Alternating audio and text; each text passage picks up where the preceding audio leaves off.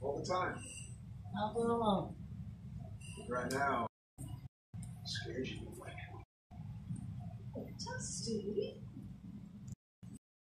Dito, maskip ka eh. Diyan ka lang ha. Diyan ka na tumira. So you were working. Kumot si Gian kasi bed niya eh. Thank you. Bed mo ha. I'll put out some ginger ale for the coming. Meron siyang loft bed. Dito ka harap. Para sikat. My whole life. Yes! May bed siya. Angas. In San Antonio, and now I'm living in a garage with a 17-year-old that was pregnant. Before you know it. But I'm sure you're a father. Ano? I do.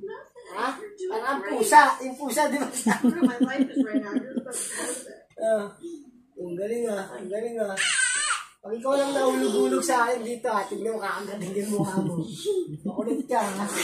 Yung pusa talaga oh. Here's the guest room. Big stuff at home. Thank you so much.